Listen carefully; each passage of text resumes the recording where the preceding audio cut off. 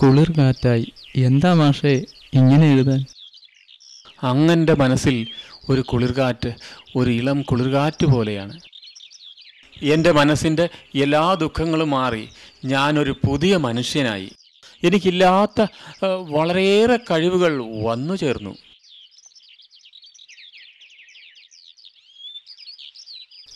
ഉള്ളിൽ ഉറങ്ങിക്കിടക്കുന്നതിനെ ഉണർത്താനേ എനിക്കാവൂ. വിശ്വകർമ്മജൻ്റെ രക്തത്തിൽ അല്പം കലയുണ്ടാകുമല്ലോ, പക്ഷേ ഇത്രയ്ക്കുണ്ടെന്ന് ഞാൻ പ്രതീക്ഷിച്ചില്ല.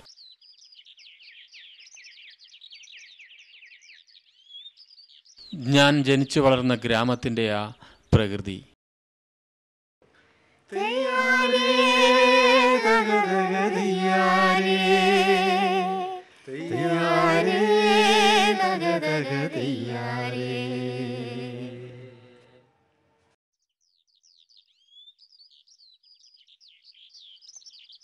പ്രകൃതി മാതാവിൻ്റെ പ്രതിരൂപമായിരുന്ന എൻ്റെ ദേവിയമ്മ. അവരോടൊപ്പം ഞാൻ പാടത്ത് പണിക്ക് പോകുമായിരുന്നു. അവർ പാടിയിരുന്ന നാടൻ പാട്ടുകൾ ഞാൻ ഏറ്റുപാടുമായിരുന്നു. എൻ്റെ ദേവിയമ്മയ്ക്ക് ചങ്ങമ്പുഴ കവിത ഹരമായിരുന്നു. മലരണിക്കാടുകൾ തിങ്ങി വിങ്ങി മരതക കാന്തിയിൽ മുങ്ങി മുങ്ങി കരളും മനവും കവർന്നു മിന്നി കരയറ്റൊരാളസൽ ഗ്രാമഭംഗി.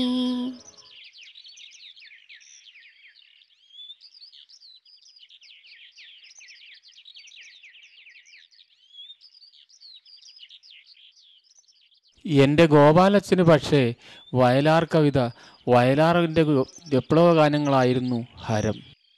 ഒരു ദിവസം എൻ്റെ ദേവിയമ്മ അപ്രതീക്ഷിതമായി വയലാർ കവിത പാടി. ആറിൻ തീരത്തെ ആ മലർക്കാവുകൾ ആകെ പുഞ്ചിരി പൂക്കുത്തി കൊക്കും ചായ്ച്ചിരുന്നു മനക്കൺകളിൽ സ്വർഗ സ്വപ്നങ്ങൾ കാണുന്നു. അല്ലേ നീയപ്പ ചങ്ങമ്പുഴേനെ വിട്ട വയലാറിനെയാണല്ല പിടിച്ചിരിക്കുന്നത്. വയലാറിനെ അറിയണേ, തേ ഇത് വേണം കേക്കാൻ.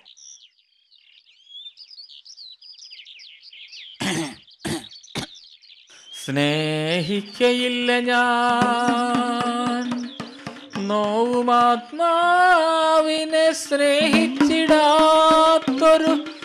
തത്വശാസ്ത്രത്തെയും. വല്ലോം പുടി കിട്ടിയ എടി പെണ്ണേ, നമ്മുടെ പാർട്ടീനെ പറ്റിയാ. നോവും ആത്മാവിനെ സ്നേഹിക്കണ തത്വശാസ്ത്രം എന്ന് പറയണത്. പാവങ്ങളാട് സ്നേഹമില്ലാത്ത സകലതിനോടും വയലാറ് കലഹിക്കുകയാണ്. ഇതാണടി വയലാറ്.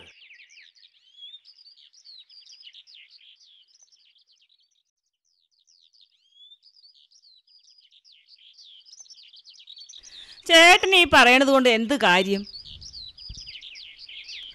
ഈ നാത്തൂൻ രണ്ടു നേരം മുടങ്ങാതെ അമ്പലപ്പടിയിലാ കിടപ്പ്. അവിടെ വരണ തമ്പ്രാക്കളെ കണ്ട് ഓച്ചാഴ്ച നിൽപ്പാ സഹിക്കാൻ വയ്യാത്തത്.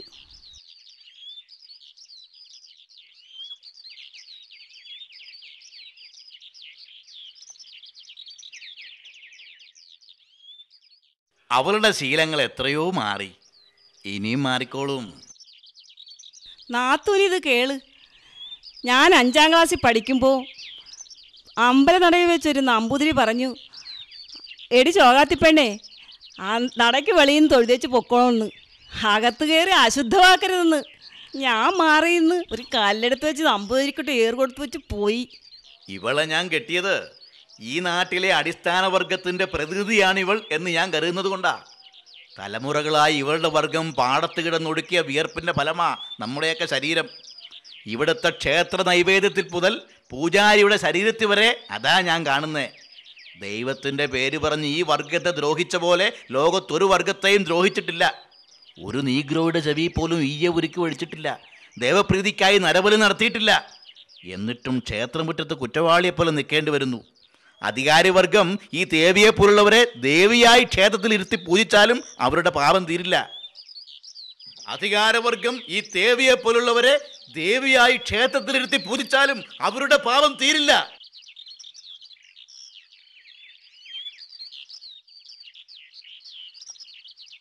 സാധാരണക്കാരനായ ഒരു മലയാളിയുടെ അവകാശബോധവും അഭിമാനബോധവുമെല്ലാം ചെങ്കൊടിയേന്തിയ ആ പ്രസ്ഥാനത്തിൻ്റെ ത്യാഗപൂർണമായ പ്രവർത്തനത്തിൻ്റെ ഫലമാണെന്ന് എൻ്റെ അനുഭവത്തിലൂടെ ഞാൻ അറിയുന്നു. 9ാം ക്ലാസ്സിൽ പഠിക്കുന്ന കാലം ഒരു സായം സന്ധ്യയിൽ എൻ്റെ ഗോപാലച്ചനുമായി പാർട്ടിയുടെ ഒരു ജാഥ കഴിഞ്ഞു വരവേ ഇരുളിൽ നിന്ന് ഒരു വെടിയൊച്ച കേട്ടു.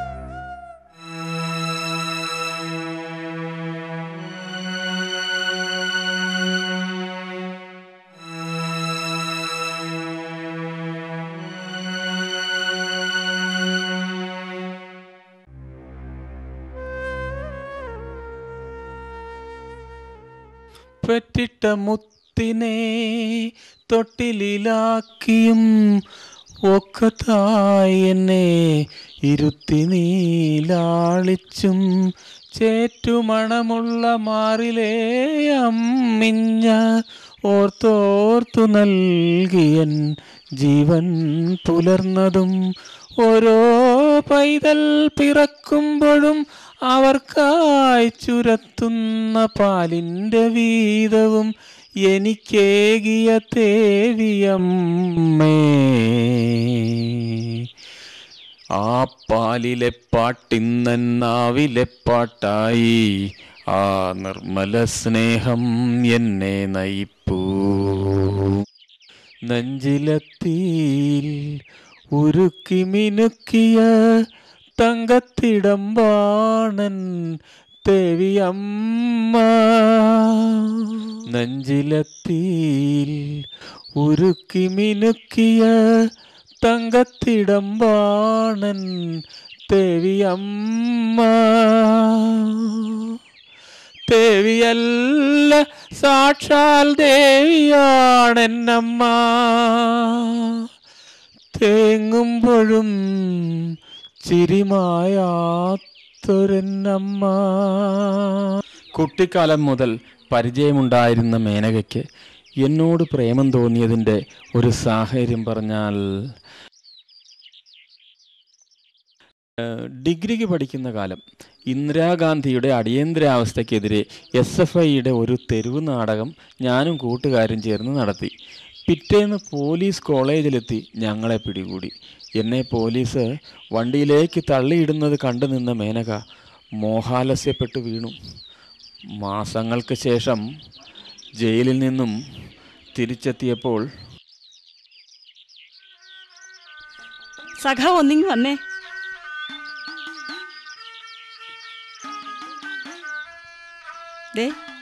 ആ നിൽക്കുന്ന പെൺകുട്ടി അറിയോ? ആ, അറിയുമല്ലോ. ടൗണിൽ സ്വർണ്ണക്കടയുള്ള കൃഷ്ണൻ നായരുടെ മകൾ മേനക. ആ കുട്ടിയുടെ അച്ഛൻ ഒരു കേസ് കൊടുത്തതിൻ്റെ പേരിലാ എൻ്റെ അച്ഛൻ നാട് വിട്ടു പോകേണ്ടി വന്നത്. പിന്നീട് പല പ്രാവശ്യം സഹായിക്കാനൊക്കെ വന്നിരുന്നു, പക്ഷെ ഞാൻ സ്വീകരിച്ചില്ല. ഇപ്പോഴെന്താ സഹായിക്കാൻ വന്നതായിരിക്കുമല്ലേ? ഓ, വേണ്ടെന്ന് പറഞ്ഞു. അതിൻ്റെ ആവശ്യമില്ലെന്ന് പറഞ്ഞു. സഖാവേ,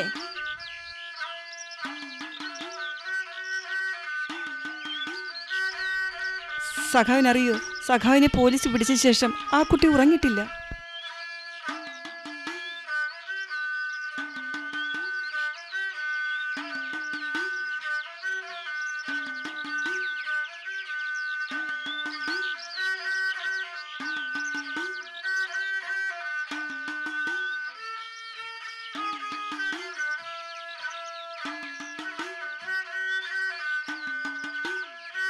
എൻ്റെ ശിവദാസ, നിന്റെ ജീവിതത്തിലേക്ക് ഞാൻ വരാം.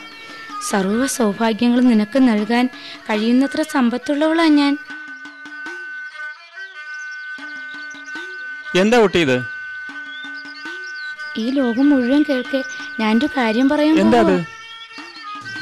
എനിക്ക് എനിക്ക് ഈ നിൽക്കുന്ന ശിവദാസനോട് ഇഷ്ടമാണെന്ന്.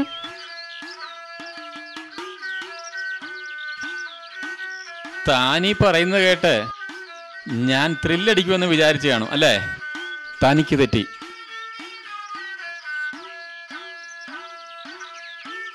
ജീവിതം സുഖിക്കാൻ മാത്രമാണെന്നുള്ളവർ ചിലപ്പോൾ ത്രില്ലടിച്ചേക്കാം. എനിക്ക് പക്ഷേ ജീവിതമെന്നാൽ കടമകൾ ചെയ്യാനുള്ള അവസരമാണ്.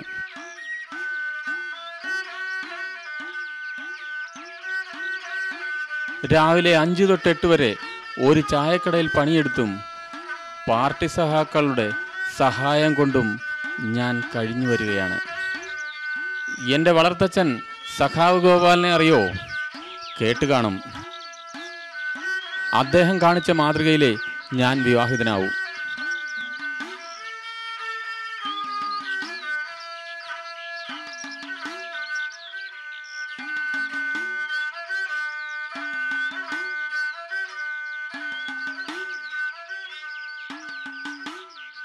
അഴുക്കുചാലിൽ നിന്ന് വന്ന ഇവനൊക്കെ അഴുക്കുചാലിൽ തന്നെ ജീവിക്കാനാണ് വിധി.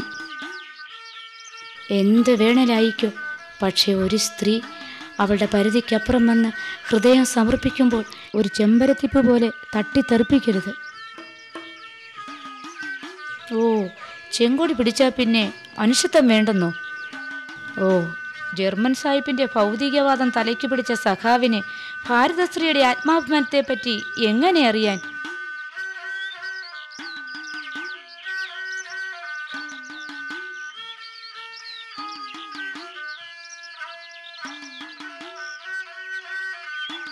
ഓ, എനിക്ക് തെറ്റുപറ്റി. ഞാൻ മാപ്പ് ചോദിക്കുന്നു.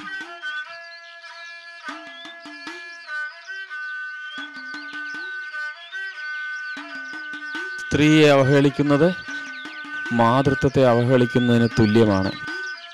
ഒരു പശുവിലും പട്ടിയിലും വരെ ഞാൻ മാതൃത്വം ദർശിക്കുന്നു. ഭാരതത്തിൻ്റെ ഋഷിമാരുടെ ദർശനം ഉദാത്തമായ കമ്മ്യൂണിസമായി ഞാൻ കാണുന്നു. ജ്ഞാനം, സ്നേഹം, ധർമ്മം ഇവയിലധിഷ്ഠിതമായ അതിമാനുഷ സുന്ദര ലോകമാണ് അവരുടെ ദർശനം. കുട്ടി, തൻ്റെ ഹൃദയം ഞാൻ സ്വീകരിക്കുന്നു, എല്ലാ ബഹുമാനത്തോടും കൂടി. പകരം ഒരു മന്ത്രം ഇതാ, ഇത് സ്വീകരിക്കണം. മാതാ, പിതാ, ഗുരു, ദൈവം.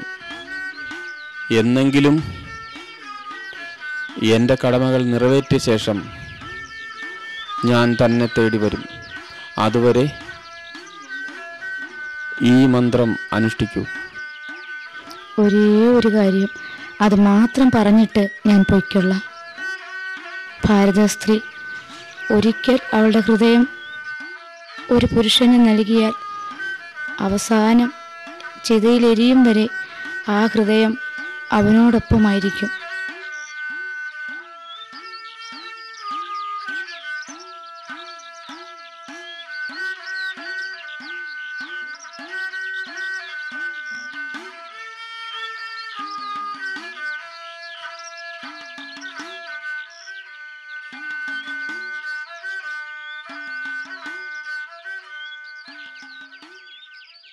ശ്രീനാരായണ ദർശനവും മാർക്സിസവും അടിസ്ഥാനമാക്കി ജനങ്ങൾക്ക് മുന്നിൽ അനേകം ചോദ്യങ്ങൾ ഉയർത്തിയ ഒരു രവിസാറിൻ്റെ ആശ്രിതനായിരുന്നു ഞാൻ.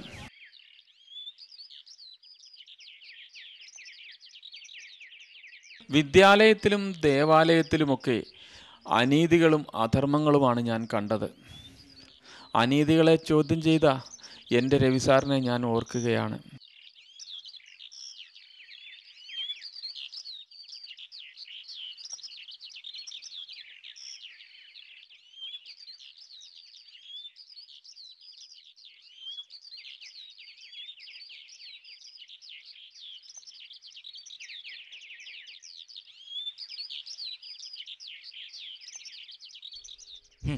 ദേ നിൽക്കുന്നു നിരന്ന്. നാണമില്ലാത്ത നിങ്ങൾ ഇപ്പം കണ്ടില്ലേ? ബെല്ലടിക്കും മുമ്പ് സ്കൂളിലെത്താൻ പറ്റാത്ത ഇവറ്റകൾക്കൊക്കെ വല്ല പാടത്ത് പണിക്കും പോയിക്കൂടെ? പോത്തുകൾ. നീ ആ കള്ളം പവിത്രൻ്റെ മോനല്ലേ? നിന്നോടാ ചോദിച്ചത്. അതെ സാർ. നീട്ടടാ കൈ. കൈ നീട്ടാനാ പറഞ്ഞേ. എടാ നിന്റെയൊക്കെ ചെപ്പയ്ക്കടിക്കും ഞാൻ. നീ ആ ഉടുമ്പ് വാസുവിൻ്റെ മോനല്ലേ? നിന്റെ അച്ഛൻ ജയിലിൽ നിന്ന് വന്നോ? അച്ഛൻ ഇന്നലെ വന്നു സാർ. പോകോ. അല്ല ഉണ്ണിയമ്പുരിയാ? വരിക. എന്താ വൈകേ? വരിക, ക്ലാസ്സിലേക്ക് പൊക്കോളൂ.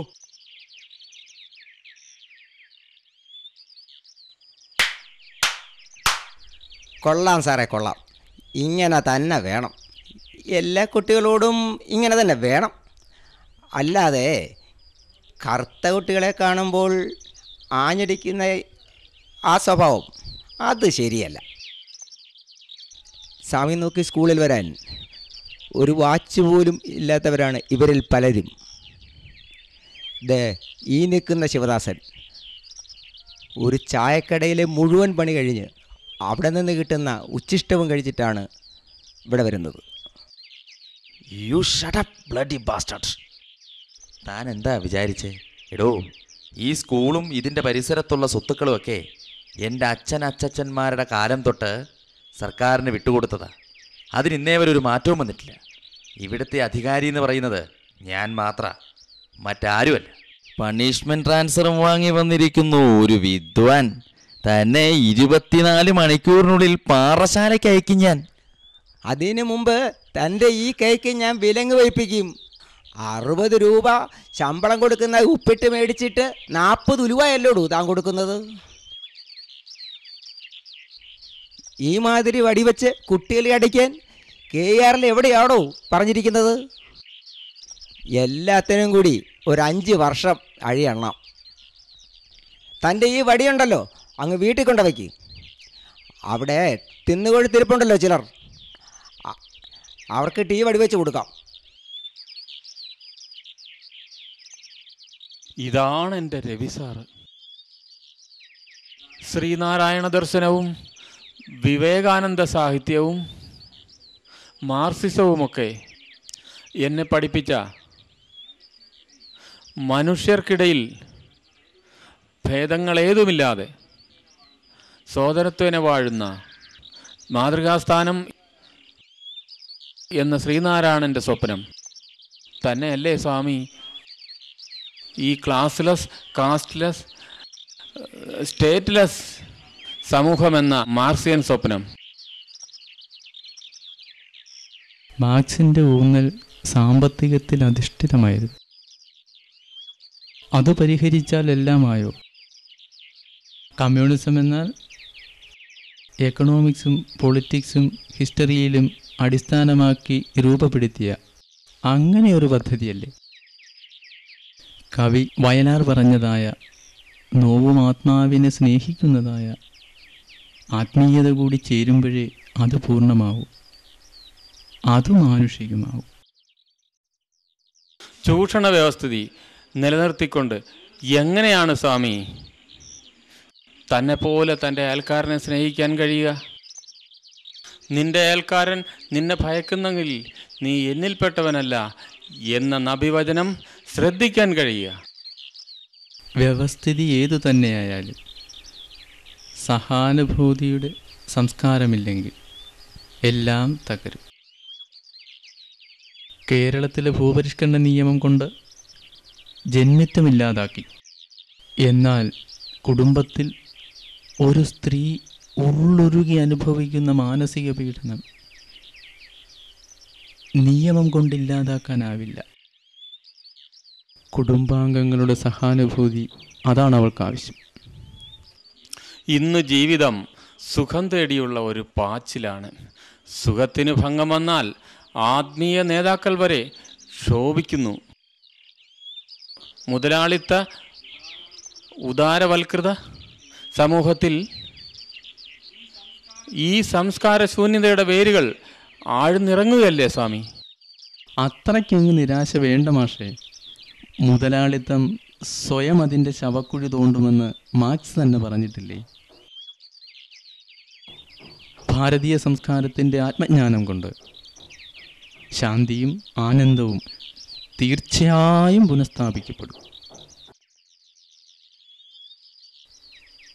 ആർഷജ്ഞാനത്തിൻ്റെ, യോഗത്തിൻ്റെ, പ്രാണായാമത്തിൻ്റെ, ആയുർവേദത്തിൻ്റെ എല്ലാം പൂർവാധികം ആവേശത്തോടെ ആഗോളമായി തന്നെ സ്വീകരിക്കപ്പെടുകയാണ്. ചരകനും ശുശ്രുതനും ചവനനും വാത്സ്യായനനും അഗസ്ത്യനും ജനഹൃദയങ്ങളിൽ നിറയുന്നു. ഇക്കാര്യം സായിപ്പിൻ്റെ നാട്ടിൽ നിന്ന് എനിക്ക് ബോധ്യമായതാണ്. എല്ലാം ഉള്ളവരായിട്ടും ഉള്ളതെല്ലാം ഇല്ലാത്തവർക്കായി സമർപ്പിക്കുന്നതാണ് ആർഷ സംസ്കാരം. മഹത്വമുള്ള സർവ്വതിലും നാം ഈശ്വരാംശത്തെ ദർശിക്കുകയാണ്. ചെറിയ ചെടിയായ തുളസിയിലും മൃഗമായ പശുവിലും സർവോപരി സമസ്ത ലോകത്തിനും സുഖം ഭവിക്കത്തക്ക ചിരപുരാതനവും നിത്യനൂതനവുമായ ജ്ഞാനസാഗരമാണ്. ആത്യന്തികമായ പ്രപഞ്ചസത്തയാണ്. അന്യചിന്താധാരകളെയെല്ലാം സ്വാഗതം ചെയ്യത്തക്ക സഹിഷ്ണുതയും വിശാലതയുമാണ്. തുളസിയുടെ മഹത്വത്തെപ്പറ്റി ഞാൻ പറഞ്ഞ ആശയം അത് ചിത്രമാക്കിയോ? സ്കെച്ച് റെഡി ആയിട്ടുണ്ട്.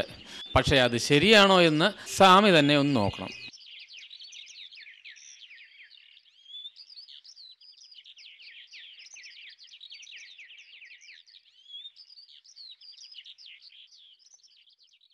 ഇതാ മാഷിൻ്റെ മാനസപുത്രി അച്ഛനും അമ്മയുമൊത്ത് യാത്ര പറയാൻ വരുന്നുണ്ട്. അജ്ഞാത രോഗമെന്ന് അലോപ്പതിക്കാർ പറഞ്ഞത് യഥാർത്ഥത്തിൽ എന്തായിരുന്നു സ്വാമി? ചരകത്തിൽ ഈ രോഗത്തെപ്പറ്റി പറയുന്നുണ്ട്. എനിക്ക് ഈ രോഗത്തെക്കുറിച്ചും അതിൻ്റെ മരുന്നിനെക്കുറിച്ചും ആദ്യമായി പറഞ്ഞു തന്നത് മേഘാലയയിലെ ഒരു ആദിവാസി വൈദ്യനാണ്. ആ കാണിച്ചു തന്ന ഒറ്റമൂലി ഇവിടെ കിട്ടിയതിനാലാണ് ഇയാളുടെ രോഗം ഭേദമായത്.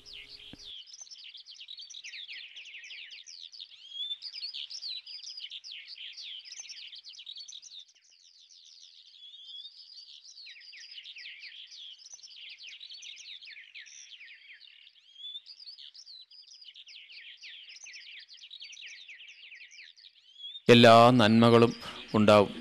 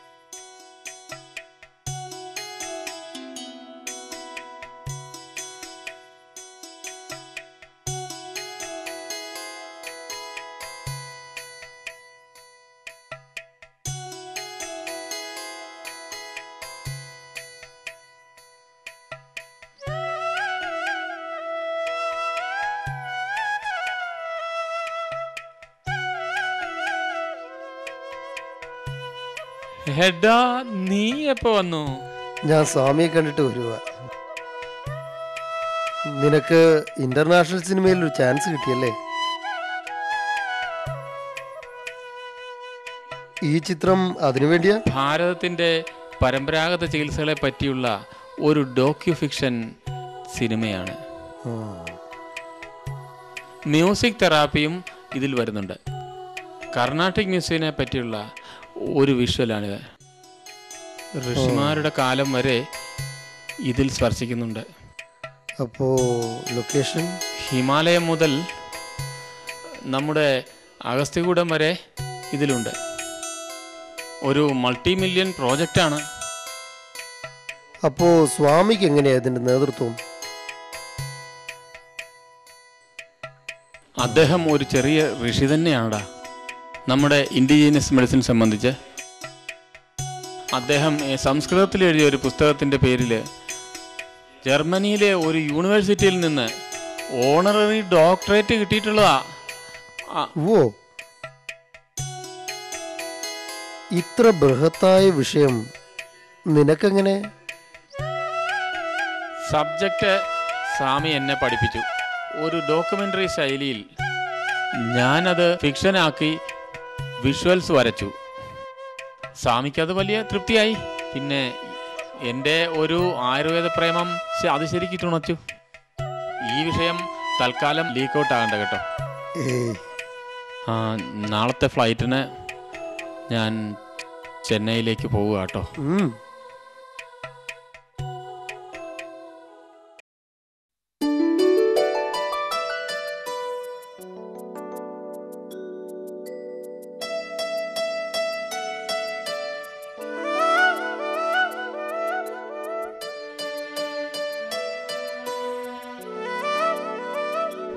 അങ്ങയെ കാണാൻ ഒരു സ്ത്രീ കാത്തു നിൽക്കുന്നു. അങ്ങയെ പഠിപ്പിച്ച ടീച്ചറാണെന്ന് പറയുന്നു. ഞാൻ വരാൻ പറയട്ടെ? വേണ്ട, ഞാൻ അങ്ങോട്ട് ചെല്ലാം. ഗുരുർ ബ്രഹ്മ ഗുരുർ വിഷ്ണു ഗുരുർദേവോ മഹേശ്വര ഗുരു സാക്ഷാത് പരബ്രഹ്മ തസ്മൈ ശ്രീ ഗുരവേ നമഃ. ഇന്നെൻ്റെ അധ്യാപന ജീവിതം ധന്യമായി. എൻ്റെ വിദ്യാർത്ഥികൾ കളക്ടറും ജഡ്ജിയും ഒക്കെ ആയിട്ടുണ്ട്. എന്നാൽ ഋഷിമാരുടെ ജ്ഞാനം ആർജിക്കാൻ ജീവിതം സമർപ്പിച്ച് ഗുരുവായ എനിക്കും പൂജ്യനായത് ഈ ശിഷ്യൻ മാത്രമാണ്. ഈ ശിഷ്യനെ ഞാനൊന്ന് നമസ്കരിച്ചോട്ടെ? അരുത് ടീച്ചർ.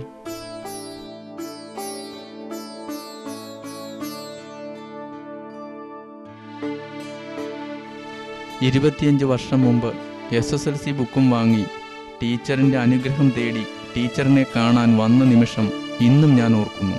ഇന്ന് ടീച്ചർ എന്നെ കാണാനായി ഇവിടെ വന്ന ഈ നിമിഷം ഞാൻ ധന്യനായി.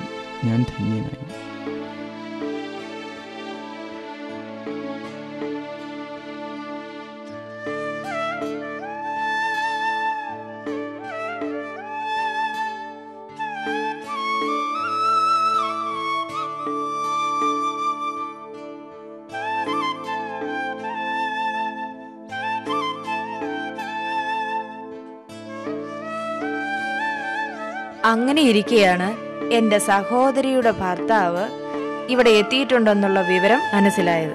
അവരെ തമ്മിൽ യോജിപ്പിക്കാൻ നമുക്കൊന്ന് ശ്രമിക്കണമല്ലോ. അവരുടെ ഐക്യം നഷ്ടമായതെങ്ങനെ? അവരുടെ വിവാഹത്തിന് സഹകരിച്ച ഏക ബന്ധു ഞാനായിരുന്നു. ശിവനോട് മേനയ്ക്ക് തോന്നിയ പ്രേമം അന്നത്തെ സെന്റിമെന്റൽ റൊമാൻസിന്റെ ഒരു ഭാഗമായിരുന്നു. ശിവന് വ്യത്യസ്തമായ ഒരു സംസ്കാരമാണല്ലോ ഉള്ളത്. ഈശ്വരവിശ്വാസമോ അനുഷ്ഠാനമോ ഒന്നും തന്നെ ഇല്ലല്ലോ. അതും ഒരു പ്രശ്നമായി. ശിവൻ മാഷ് ദൈവത്തെ തേടി നടന്ന് ഭജിക്കുന്നില്ലായിരിക്കാം. എന്നാൽ ദൈവം മാഷിനെ അനുഗമിക്കുന്നുണ്ട്. കാരണം അത്തരമൊരു ഉത്തരവാദിത്വത്തോടെയാണ് തനിക്ക് ചുറ്റുമുള്ള സർവ്വതിനോടും മാഷ് പ്രതികരിക്കുന്നത്. തെരുവു പട്ടി മുതൽ വൃക്ഷങ്ങൾ വരെയുള്ള സർവ്വതിനോടും.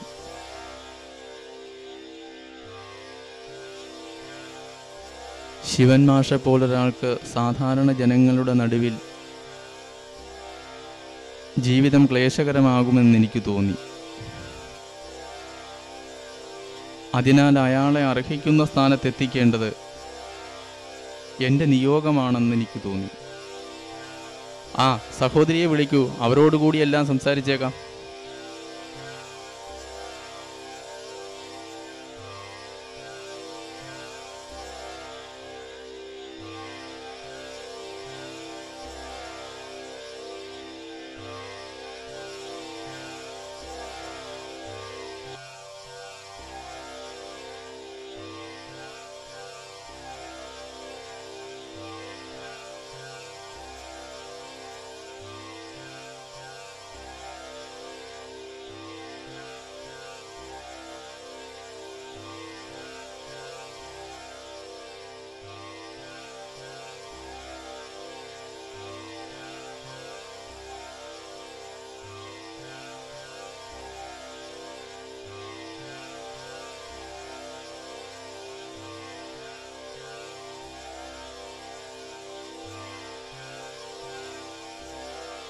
അഞ്ജു എന്ന വിദ്യാർത്ഥിനിയുമായി എന്ത് ബന്ധമാണല്ലോ എന്ന് ഞാൻ ചോദിച്ചിട്ടുണ്ട്.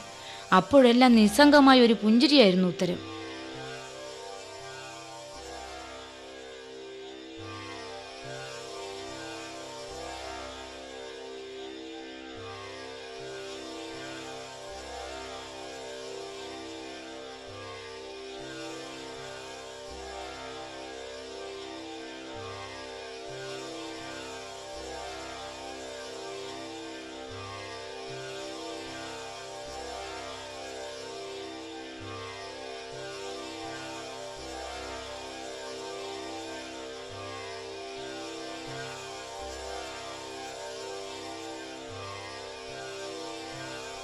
ഏതമ്മയുടെയും ഏത് കുഞ്ഞിൻ്റെയും ബാല്യകാല അനുഭവങ്ങൾ തൻ്റെ ജീവിതത്തിലൂടെ ശിവൻ മാസ്റ്റർ അറിഞ്ഞു, അനുഭവിച്ചു. വളർത്തമ്മയെക്കുറിച്ച് ഒരിക്കൽ എന്നോട് പറയുകയുണ്ടായി, അവരുടെ പാട്ടിലൂടെയും മുലപ്പാലിലൂടെയും പ്രകൃതി മാതാവിൻ്റെ ഈണമാണ് തനിക്ക് കിട്ടിയതെന്ന്. ആ കഥ ഇതാ ഈ ചിത്രത്തിലൂടെ അയാൾ പറയുന്നത് കേൾക്കൂ. ഇനി പറയേ, ഭാരത സ്ത്രീയുടെ ഹൃദയ നൈർമല്യവുമായി ശിവദാസനെ പ്രേമിച്ച മേനകയ്ക്ക്, ആ മേനകയ്ക്ക് ഈ മുഖം മൂടിക്കുള്ളിൽ എത്ര നാളിങ്ങനെ ഒളിച്ചിരിക്കാനാണ്?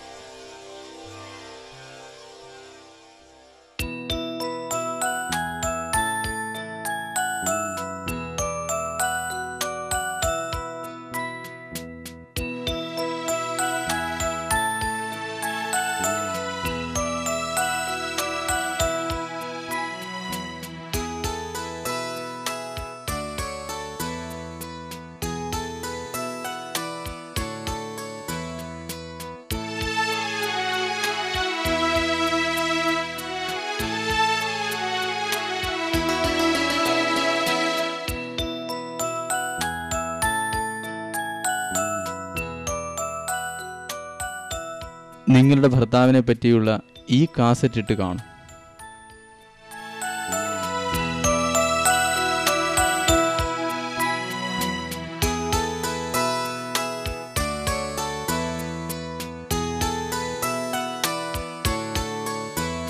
ജീവിതം അനുഭവമാണ്, അഭിനയമല്ല. ശിവൻ മാഷിന് ജീവിതത്തിൻ്റെ ബിസിനസ് വശം കുറവാണ്. ആ കുറവ് നികത്താൻ നിങ്ങൾക്ക് കഴിയുമല്ലോ. ഇതാണ് യഥാർത്ഥ പൊരുത്തം. ശിവൻ മാഷിൻ്റെ ജീവിതം ലളിതവും സുതാര്യവുമാണ്.